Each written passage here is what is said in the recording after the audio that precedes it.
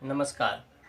किसान आंदोलन से जुड़ा एक सवाल छूट रहा था, उसका जवाब छूट रहा था। तो कई बार होता क्या है कि सवाल का जवाब जो होता है वो भी सवाल ही होता है।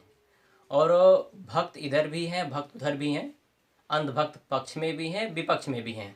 लेकिन इनके अलावा देश में निष्पक्ष लोग भी हैं, निष्पक्ष नागरिक भी हैं।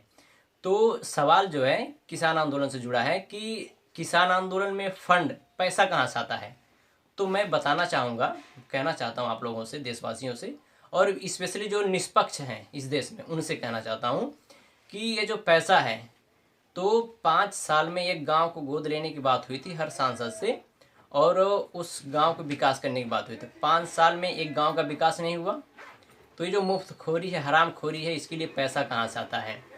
एक सांसद के लिए रहने के, खाने के, कैंटीन का, फ्री का, मतलब मुफ्तखोरी का जो है, देश में 4,000 से ज़्यादा विधायक हैं और 1,500 से आसपास में वो विधान परिषद सदस्य हैं।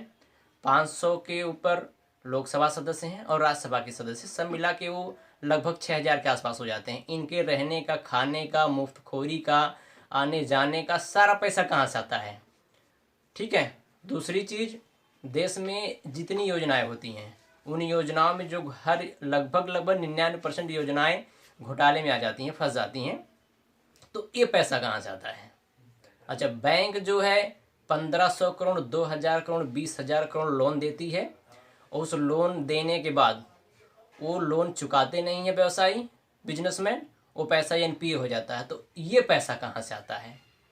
तो मैं ये कहना चाहता हूँ, ये जो पैसा है, जो किसान, मजदूर, जवान इस देश का है, जो इस देश की संसद को चला सकता है, विधानसभा को चला सकता है, इतने मुफ्तखोरों को खिला जिला सकता है, तो वो पैसा कहाँ से आता है। तो जो इतनी सारी चीज़ें कर सकता है ना, तो वह एक आंदोलन अपने लिए, देश के लिए, इस जगह ज़मीन के लिए, अपनी पीढ़ी के लिए एक आंदोलन चला सकता है, अपने आप को चला सकता है। तो ये जो जवाब है, जवाब आपका यही होगा।